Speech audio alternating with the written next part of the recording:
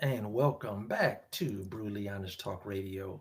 This is Elmo the Conservative, and uh, welcome to 2025. This is the first show of the year, and I'm happy to have with us Jack Kammer on this show. And Jack is gonna talk mostly about the effects of sexism in America's society and kind of the history of that. So, welcome, Jack. How are you doing today? I'm doing real well, Elmo. Thank you for having me on your show. You're So, welcome. would you like me to talk about what I'm going to talk about and what I'm interested in? Yeah, and there's so many terms now in society where there can be four or five definitions of a word, unfortunately, and things can morph and change into something else.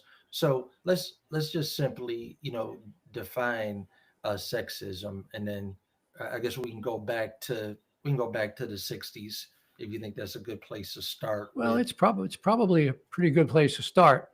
Um, I can't say that I know what the dictionary definition of sexism is. Probably five dictionaries have at least four different definitions, but generally, it's the idea that you can tell a lot about a person, what they can do, what they can't do, what jobs they're good for, what jobs they're not good for, just by knowing their sex.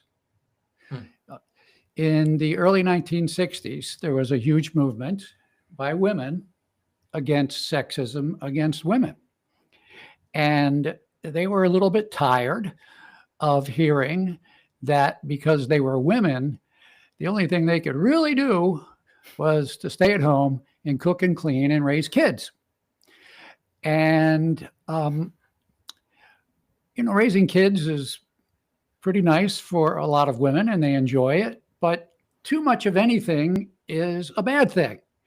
Yeah. And a lot of women started saying, I love my kids, I love my husband, I love being the mother, I love my family, but I want more. And I sort of would like to maybe try being in business or be a business executive or be a lawyer or maybe a doctor or maybe an astronaut. Um, but they ran into the roadblock of sexism that pretty firmly asserted, without people really even challenging it up to Mhm. this point, that women couldn't do that kind of stuff. Here are all the stereotypes about women. This is all the sexism against women back in the day. Women aren't strong. They aren't capable. They just cry too much. They're not logical. They can't do science. They can't do math. Blah blah blah blah blah blah blah blah blah. And all these stereotypes served very well the purpose of those people, mostly men, who didn't want women into male territory because that's what made them men. Yeah. Whether it's to be a CEO or a bricklayer or even a ditch digger. I do this job because I'm a man and it gives me a paycheck and I take the paycheck home and I'm a provider to my family. And this is how I show my love for my family. Mhm. But women said, uh, we're going to have to make some changes. Unfortunately, the way it worked out was that they only made changes for themselves or the changes that they wanted. Very few changes were made in the same direction for men. So, what do I mean? What could sexism possibly mean against men? Don't we all know that men have all the power and men rule the world? And it's such a great thing being a man, and men never have any problems. And it's all just peaches and cream for men. And it's just privileges. Well, if they had asked, we probably would have said, well, yeah, there are some benefits to being a man, just as there are benefits to being a woman. But there are disadvantages to being a man, just as there are disadvantages to being a woman. And the ones that we would like for you to cooperate with us on in a win win negotiation, the ones that most adversely affect us are these. Men are tough, violent, impatient, uncaring, clueless, can't multitask, just want to drink beer, sit on the sofa, watch football, chase women, have sex whenever they can, and on and on and on and on and on and on and on. Now, all of those stereotypes were finally aimed at keeping men out of women's traditional domain, where there were both bad things and good things. So, what I'm about is to say it's about time. It's really way past time, because a lot of men are in a lot of hurt right now. A lot of boys are in a lot of hurt right now because nobody ever asked them, what would anti-sexism look like for you? How would it help you? How could it help you? And there are many ways that it can help us. I think that the primary issue for men, whether we want to be fathers or not, is fatherhood. And I'll tell you why I mean that. I think that the primary issue for women is the idea that they can be CEOs of Fortune 500 companies. That women have the capability to do that. They've demonstrated that they can be great business executives and scientists and doctors and lawyers. And they've blown up a lot of stereotypes. Whether a woman wants to be a CEO or not, she benefits from the fact that that stereotype has been blown up. Because what it means is she's strong, smart, logical, when she needs to be, competent, capable, can make tough decisions. Similarly, if we can tear down the stereotypes about men, we will find that men are no longer as heavily discriminated against as being incapable of fulfilling an equal role in the domestic sphere that has previously been reserved to women, namely having primary relationship with your children, being recognized as a kind, patient, nurturing, loving person. So even if you don't want to be a father, blowing up the anti-father stereotypes benefits you, because if you get pulled over by the cops and the cops think you're a bum because you're a man, and we all know how men are, they're scum, you're more likely to get hurt, get jacked up, get into a fight. And it's also true that in criminal cases where men and women are both convicted, the man gets the worst sentence because, men are bad. Women are much nicer. He must have made her do it, that kind of thing. So sexism against men hurts us not in economic ways, but in emotional, relational, and social ways. And science is pretty clear. The longest longitudinal study ever run is being run at Harvard. I should say the longest longitudinal study of happiness is being run at Harvard. And the director of that study was asked by a magazine writer, Atlantic Magazine, what have you found so far? And the director said, well, what I found so far, it's very clear, is that the most important thing for a happy life is your relationships. Mm-hmm. And if men are not given equal access to pursue, have, manage, maintain those relationships, then we're very heavily penalized. We're very heavily harmed, just like women are very heavily harmed if the stereotype says they can't be lawyers. But we don't talk. Go ahead. Yeah, let me ask a question about this, just to have some real life or modern day examples, or to make it practical. So we're talking about there are many relationships that men have with people in their family, not just being a father or a husband. But so, what's an example today of where the sexism would hurt a man? Like, just name a relationship, and Okay. the dynamic of that between him and Yeah. the other person. Yeah. A loving relationship between a husband and wife, for instance. Mhm. Yeah. Okay. So the way sexism can hurt a man is that if he is largely confined to focusing on the importance of making money, that means he has to focus primarily on his relationships with the people he works with, Mhm. his coworkers and his boss. Now, these people do not love him. They do not love him the way his wife loves him, the way his kids love him, the way he loves his kids. So his spectrum, his portfolio of relationships are very transactional, based on business and money, not really on love and emotion. And so he learns that his job provides him with money, not a lot of emotional satisfaction, not a lot of relational satisfaction. And so he starts to discount even the importance of his feelings. And so, to get to your question, when he gets home and something bad happened at work, or he's just sick of work or anything, and she says, "What's wrong?" He will often say, "I don't want to talk about it." Why? Because he doesn't really know how he feels, because he doesn't have the practice of immersing himself in his feelings, in his emotions.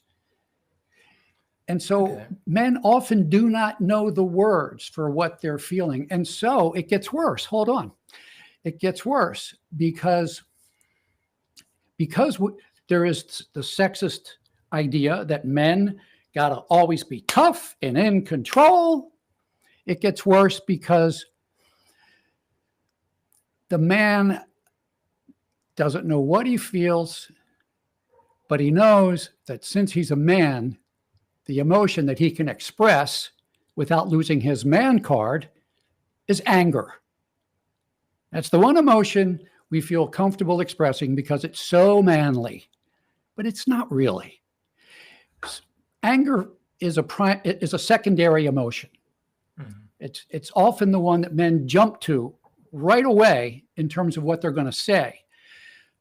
But it's good for men to try to just catch themselves right before they vent their anger. What other emotion are they feeling right before they think they need to jump to anger? And it could be, I'm afraid, I'm sad. But, a man saying, I'm afraid, a man saying he's sad, we don't get a lot of respect for those emotions. We get respect for, I'm tough, I'm bad, and if I have a problem, I take care of it myself. I kick it in the ass and I move on.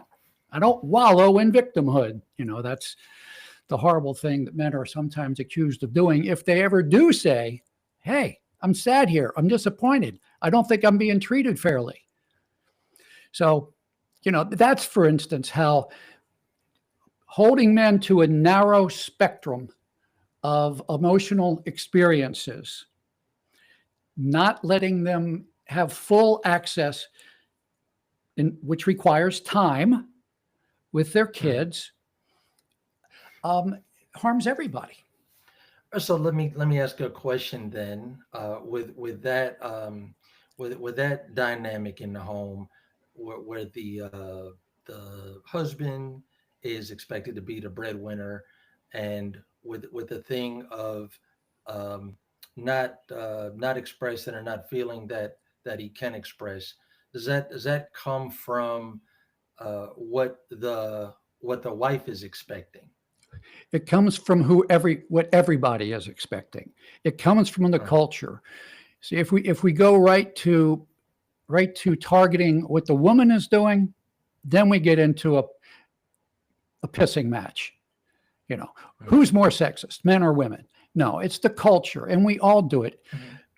The culture does it. Our laws do it. Our institutions do it. Everybody in public life has biases against both men and women. Men can be tough on other men. Women can be tough on men. Women can be tough on other women, although not as much. Women have a lot more in-group bias than men do. And women can be tough on men.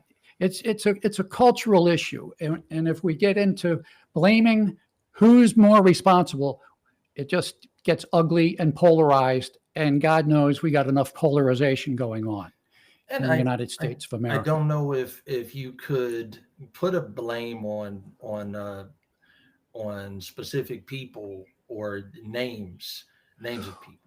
Yeah. Oh no, you couldn't. You probably couldn't do specific names. But look, it is important. It is important to say that men had an incentive for embracing certain stereotypes about women. Mm-hmm. All of those things that kept them out of being CEOs. We had an incentive for saying women have all of these weaknesses, and because of all of those weaknesses, they got to stay where they are. They can't come into our territory. And what women did a very good job of, and I think men can do a better job actually, what women did a very good job of, often not very nicely, I have to say, they got men to say, look, you think you're so great, but you're going to have to give that up because we're just as great. Watch us. And we have watched them, and they are just as great in a lot of ways. I mean, almost every way they can do anything we can do and be anything we can be. But the same has to happen in the other direction. And just as men had an incentive to harbor stereotypes that kept women out of the male sphere, women have an incentive to harbor stereotypes that keep men out of the female sphere. You know, as I mentioned, see, if there's a loving relationship, the problem isn't so obvious. I mean, the man might not like it when the woman asserts her authority as the mother for how the kids are going to be treated, but at least he's there. You know, he's still got the relationship with the kids. Where it really gets hard for men and really gets destructive for men and for the children is where you have a breakup. And because of the stereotypes about men that are in the culture, men go to divorce court on an unlevel playing field. I mean, the social workers who do the custody evaluations are very sexist. I'm a social worker, and I can speak to that. Okay. So every third word out of a social worker's mouth these days is, you know, diversity and inclusion. But they don't apply it to themselves. 85% of social work students are women. Plus, the social work school accrediting agency, the Council for Social Work Education, actually has a feminist scholarship award. So if you're going to be a social worker and you're going to be teaching social workers, you sort of got to be buying into what the feminist point of view. And the feminist point of view, very much tying in with all of the stereotypes and biases about men, is that men are the oppressors of women. And if a man wants to stay connected to his kids after a divorce, very often it's because he's just trying to maintain power and control over his wife. And he's doing it because he doesn't want to pay child support. You know, not because he loves them, they love him. The negative stereotypes come to play. And it destroys a lot of men. It destroys a lot of men to the point that they commit suicide. And at the younger ages, young boys are committing suicide 4 times more often than young girls. Why? Some people say, oh, it's because boys have more access to guns. Is that the only reason? No, it's not the only reason, but that's what some people want to say. And it's very cold and almost cruel in a ways for them to do this when we really need to say, no, we don't think that's the answer. And we really would like to have your participation and cooperation at looking at whether women need to examine their stereotypes of men just as men had to examine their stereotypes about women. What's going on here? Jack, so let me ask you a couple of questions, and I want to come back to the issue of children, not just boys and girls, but young boys committing suicide.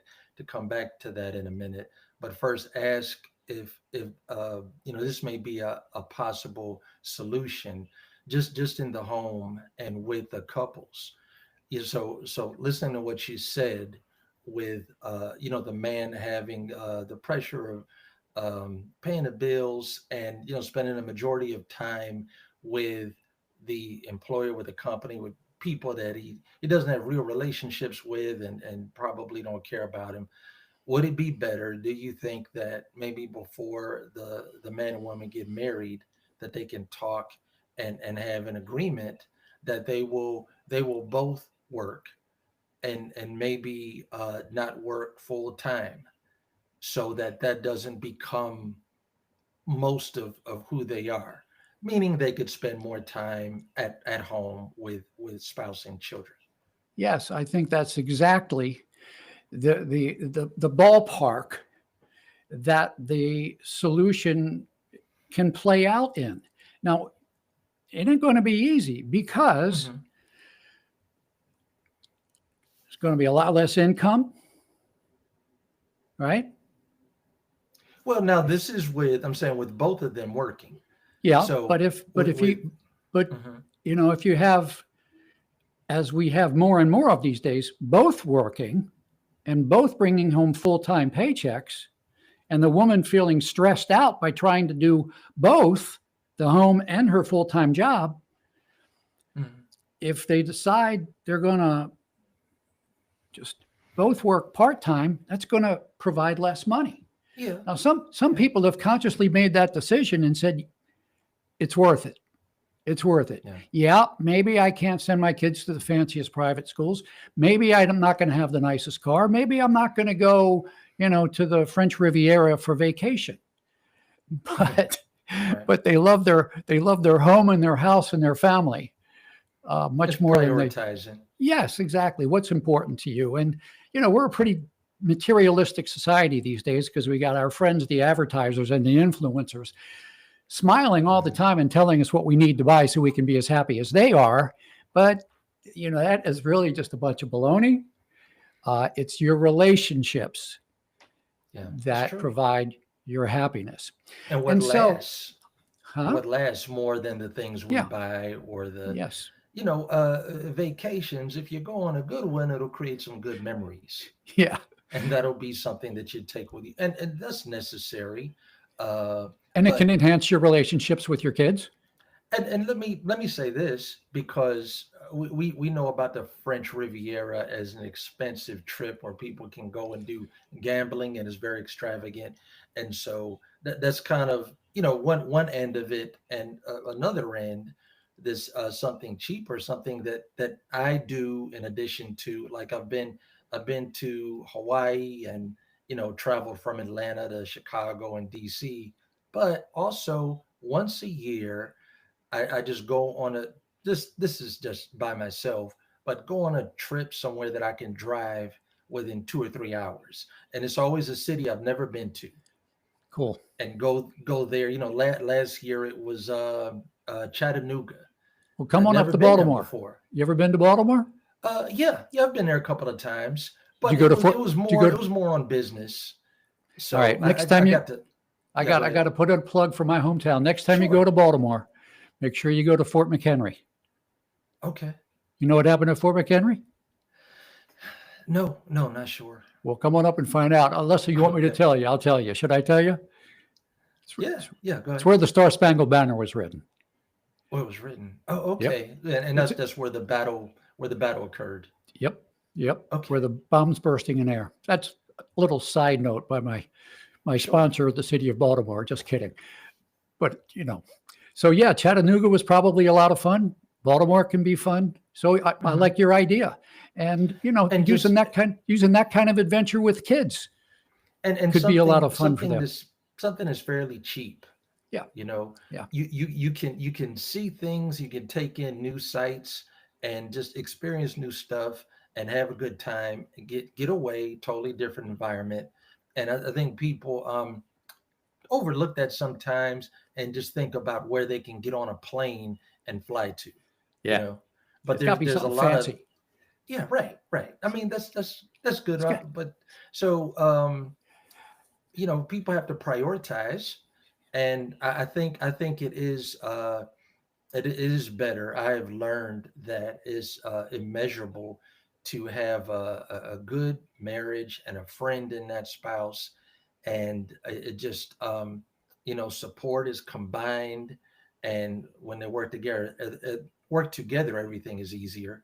So that's one thing. And then I have three sons, and I would say that before each of them reached 10 years old, I told them that it's okay for them to cry. Let your emotions out. Don't hold them in. Now there's a time to fight, and that's not the time to cry. And when you get in an emergency situation, you need to be a man of action. You need to take control, do what you need to do, and get emotional later. But I'm just talking about in just the everyday life and our feelings and emotions. You have to let it out. And of course, the woman has to welcome that because women, any ladies who are listening to this, all men cry. We just don't let you see it, but we all cry, and hopefully it flows easily and comes out when it should. But you take care of business and do what you need to do. And I'm still just as physically strong as I was before I started crying, and so that's not going to take away from anything. But you know um just men need to, and this is a cultural thing. And men need to let that out, right? And then yeah, go ahead. Were you going to Well, comment on it? so yes, absolutely, definitely, we need to have entitlement to our emotions. Yeah. We need to have entitlement to expressing our emotions, to be heard, to be recognized, to be listened to be cared for. Um, Women often complain that it's hard to have intimate relationship with a man because he doesn't talk. He doesn't say what's Yeah. really on his mind. And talking about what we're talking about today can help women understand, it's not because he doesn't care about you. It's not because he doesn't love you. It's because he doesn't know what word to put Yeah. on what he's feeling. Now, let me ask a question Yeah, about that. Is that uh, is that, or how much of that is just in the in the chromosomes of a man?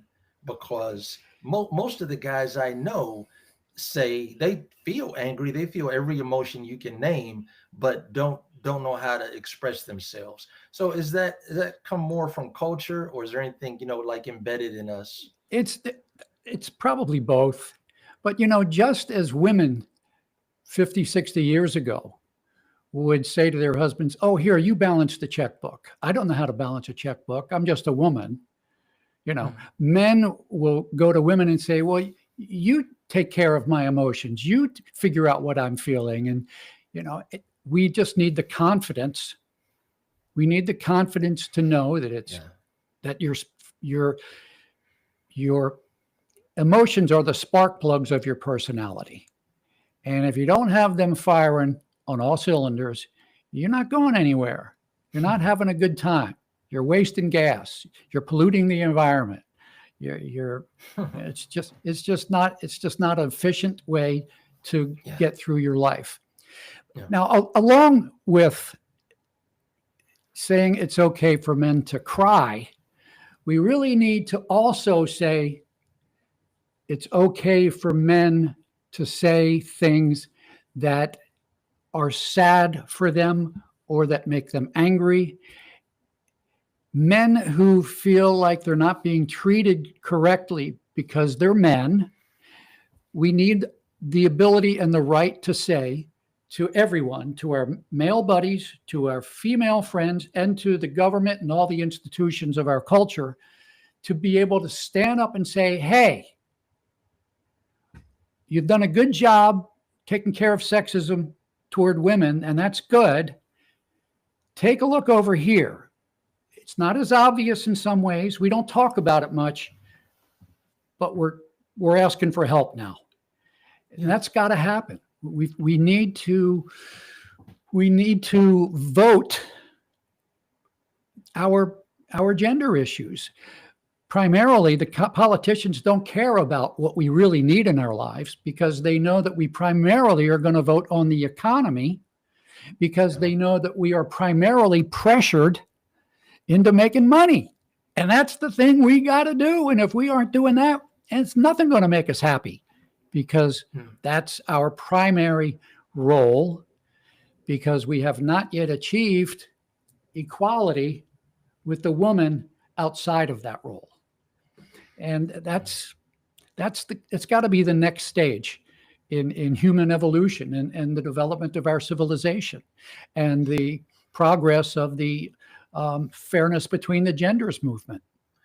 Okay, and then so let me ask what you would say is the key or the first steps of having this done. Does it start in the home, or is it some kind of a movement that can be done, or organization that can kind of promote this lifestyle and behavior? It's a really good question. I think that it's sort of like asking men to break out of a maximum security prison. And a few men, will be out there trying to get something started. But most men are, pretty exhausted with their primary responsibility of making money. If they do go through a divorce and it works out badly for them, they got no energy left. They feel like the whole world has been against them. They've lost their kids. They don't get to see their kids. Nobody loves them. Why bother? They're mad and they're angry, and they're just not, going to be very good contributors to society. And so they need counseling if it gets to that place. Well, they really need the friendships and the other men that are close to them, or family, whoever, because that can be really hard. And I've heard some horror stories, guys calling in on the radio talking about how they lost everything, and it has turned out bad for many people. You don't have to suffer alone. I'm sure that there are, not just for divorce, but just like there is for drugs or rehab, that there are support groups where they get together with a group. And one of the points of that, kind of the unspoken word, is you're not the only one that's going through this. Because when people are going through it, it's easy to feel like you are the only one, especially if everyone you see seems to have a fruitful, colorful life in that area. Yes, Elmo, it's true that if a man is on the border of crashing and burning, it's important and good for him to seek some help. But men should not, first of all, have to get to such a desperate space before they think it's okay for them to seek help. Yes. Everybody needs help. But even more important than that, we need to look at what there is in our society that has so many men getting into so many situations where they feel so bad and commit suicide in such huge numbers. So you asked a few minutes ago, where does it start? And I said, I think men are in maximum security prison, and men are not able to break out of this thing on their own. I like to ask women as a group, not individual women, not Mary, not Sue, not you and not you, but just female culture as a whole. Sort of like male culture as a whole got over the idea that, women couldn't be lawyers. And, there were men getting off of airplanes because they found out that there was a woman pilot, I mean, really, I think that happened. I think we have to ask women not to take offense personally when we ask female culture to examine all of the stereotypes that it holds that serve its short-term purposes about men. Now, it's true, feminism taught us that nobody gives up power willingly. And women have a lot of power in the home as the chief executive officer of a little tiny corporation. It's called the family. Mm-hmm. And you got millions of little CEOs, and they're all the top of their little organizations. Women don't want to give that up. Nobody gives up power willingly, but smart people will share it. Yeah. And if you get a man and a woman sharing power in both domains, then the magic of synergy happens.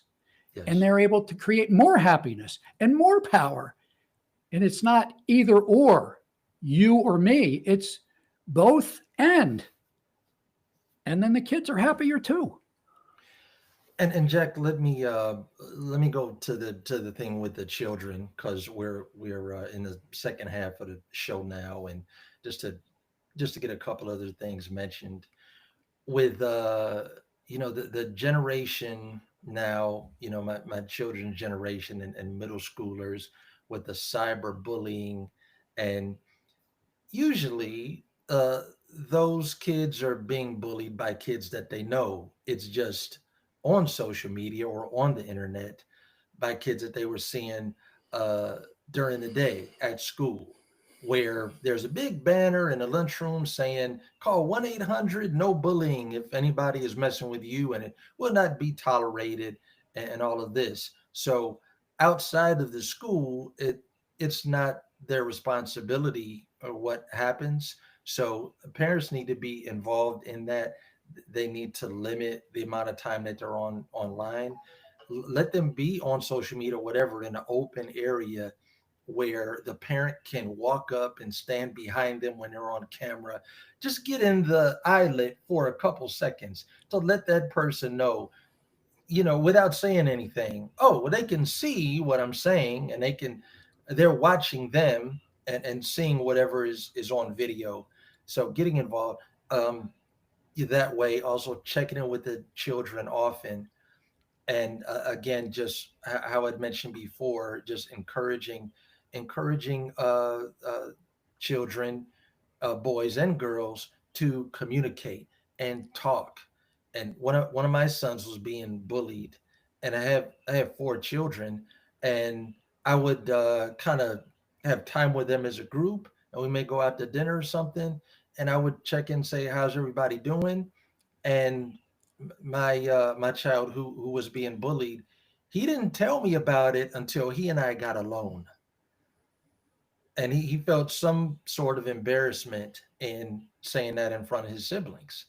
And it had been going on for weeks. I didn't know. And so that was something that I kept doing. So just to mention that, and talk about what's going on and how you feel. And let me tell you a little bit of good news. A little bit of good news Yeah. on the bullying score. I would say that one of the primary features of bullying is a complete and utter lack of empathy for the kid who's being bullied in the kid who's doing the bullying.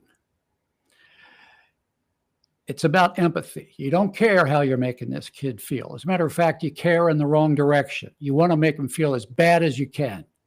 That's a lack of empathy. At least one study, in a peer-reviewed journal that I could send you if you'd like, Mhm.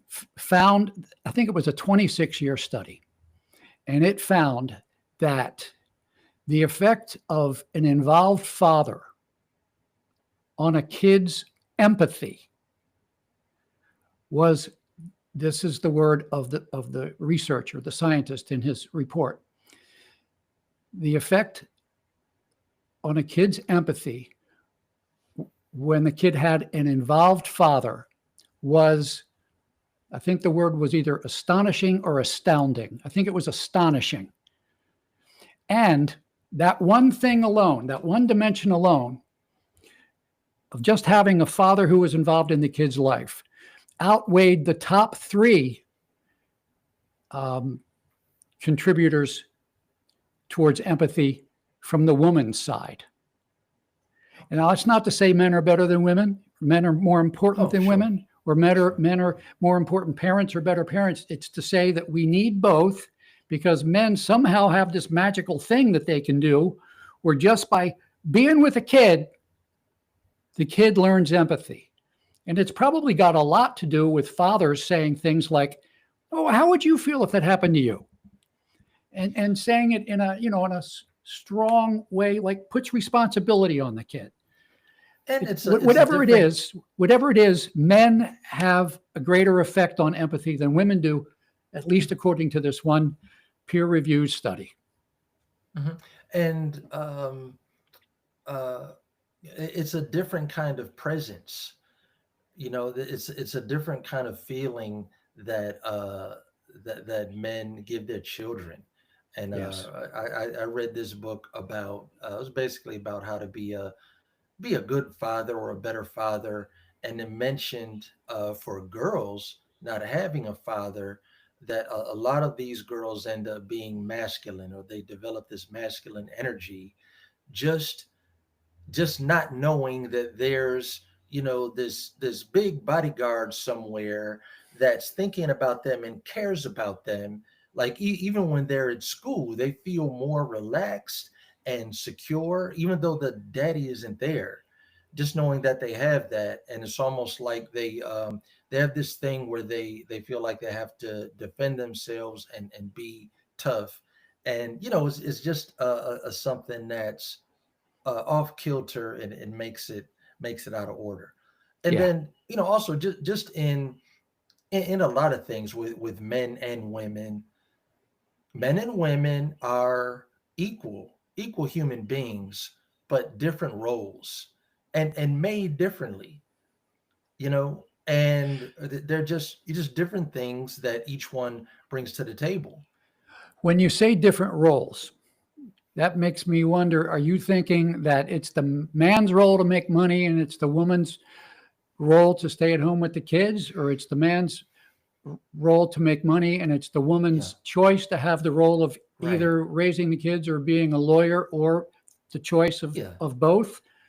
I mean, Mhm. No, yes, I men can and I can women. answer that. I can answer Okay. that. And I wasn't speaking to that. That's more of what they do, or their time spent during the day, or their career. But I'm talking more of how they're acting, how With they're their acting kids, and especially yeah, with kids, and with the the wife. spouse. But um yeah, and so they people just need to communicate, because there are things that need to get done and need to get taken care of. you know uh I mean, my wife, she used to like doing do it yourself projects, and she liked handling power tools. So I'd let her run with it. Sure, she was doing that before I met her. She wasn't a mechanic, but she was working at Pet Boys. Uh-huh. Yeah. Right, she was working there and wearing the uniform. She was in the store, but she would come home smelling like grease. And she liked working with, I think she just had a mechanical mind, and like working with parts and things, and she would get parts for people, and things like that. But you have things that need to get done. Many women are better than their men when it comes to finance and handling the money. It depends on the person.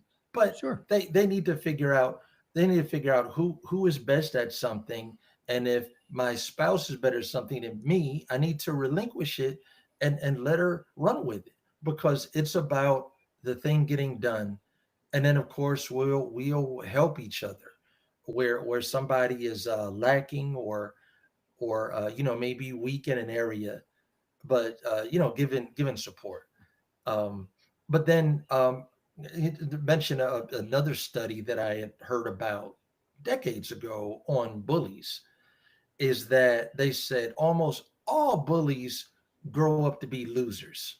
Hmm. And what do I mean by that? And I'm not trying to, be mean or name call, but what they meant by that is they can't hold down a job, they can't stay in a relationship or have a healthy relationship. Um, Many of them use a lot of drugs or alcohol, and it's hard for them to stay out of jail, just getting into trouble, which that's going to make you lose the game, because all of this stuff, if somebody gets locked up even for a week, that's going to affect your job and everything else. So we have to be able to manage and discipline ourselves and stay in bounds. Then we can focus on what happens on the field. But first, let's stop running out of bounds. You know what I mean? So um, they, because of what causes them to be the bully in the first place, having to do that to feel like a big person by taking advantage of someone smaller than them or weaker than them. When you grow up and there's no more people that you can do that to, and everybody's a grown up, oh, look what happens when we take our hands off you and see if you can stand up by yourself. you know so that's something to know. That may be an incentive for a bully that doesn't want to go down that road, like, hey, maybe I need to change a couple of things. And then another thing I wanted to mention, and then you got to have kind of a closing thought, or something you want to leave the listeners with. But I heard this Korean guy on a podcast. I'm sorry, I don't remember his name. He's an artist, and he was born and raised here, or raised here if he wasn't born here. And so he just said that in Korea, talking about South Korea and like his dad's generation and before that, it's Korean culture to not ask for help. Hmm. Anything you're dealing with, you got to do it. You got to do it on your own. Asking help as a show of weakness. And so this isn't just for doing physical things, but if someone has a problem that they don't know how to solve, Does this they apply to both men and women in Korea? no, this is men. Hmm. This is the men. Okay. So that I guess leans more toward the male gender. But I heard that and I said, wow, that's like much more toxic than what we have here in America. But people, we're products of our environment, and culture can really affect and shape somebody. And so people need to seek the truth, because the majority is not always right. So read, educate yourself, get many opinions, and how do you know what's the right thing to do? The thing that's going to get the best results. Do that, even if it's tradition, to do it another way, because most of the people that are in tradition, they didn't create it. They're just repeating whatever was probably established before they were born, and they may not know what they're doing. But like this is the way that things are done, and that may not necessarily be a good thing. So you if something is the right thing or a healthy thing to do, is going to give life to you. You're going to be healthier, you're going to be stronger, you're going to feel better when you do that thing. um and so yeah, go ahead if you want to. Well, I would What you just want say to. that the trick is to recognize that not everything that's old is bad, and not everything that's new is good. that No, for sure. our grandparents did things the way they did them for a reason. It could be because that's the way their grandparents did it, but somewhere along the line, it's been working. But things change, and we got to adapt.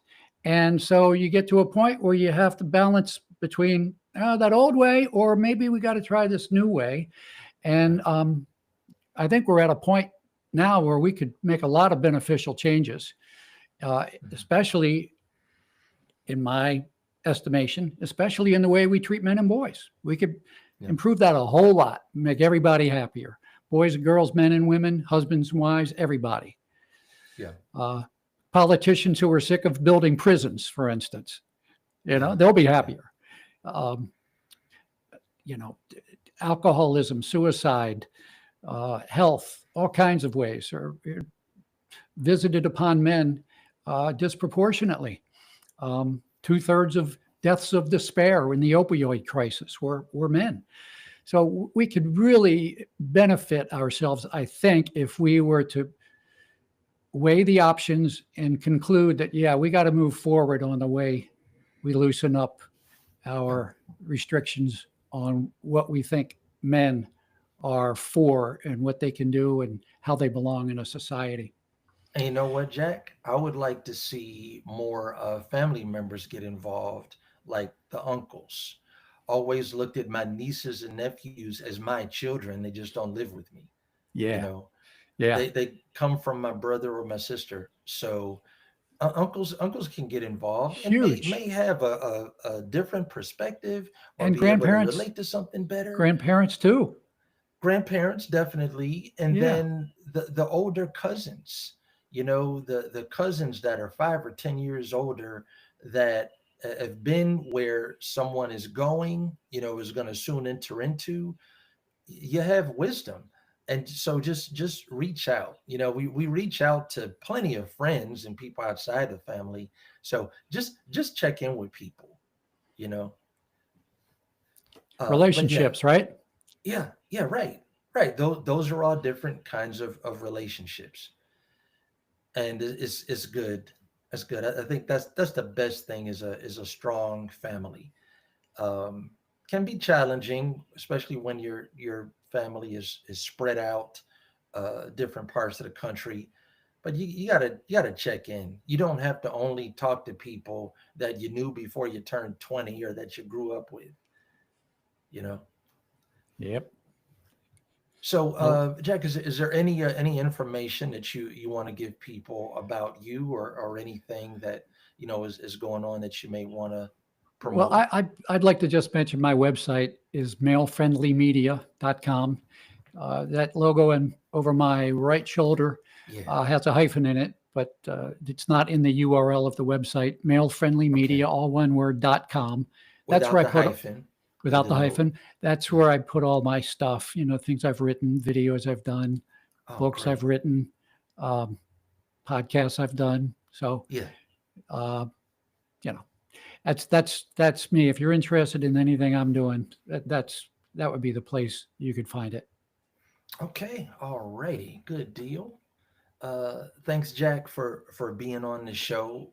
Thank you, Elmo. You have some really good questions. You have a real nice way about you. Thank you. I appreciate that. Thank you. And this is a topic that we hadn't talked about before, and this is education for people, and get people to think and take action. And so go to malefriendlymedia.com. Yeah. And I'm sure that there'll be some steps there, instructions that can help people get involved, that want to change this and make it better. At least there are links to do that. Yeah. There are organizations out there that are trying to do things at a grassroots level. Mm-hmm. All right. Well, thanks everybody for checking out Brutally Honest Talk Radio. Please leave your comments below. You can catch us not only on YouTube, but on Spotify. You can follow us on Facebook, Twitter, and we'll catch you on the next episode. Everybody take care of yourselves. Bye now.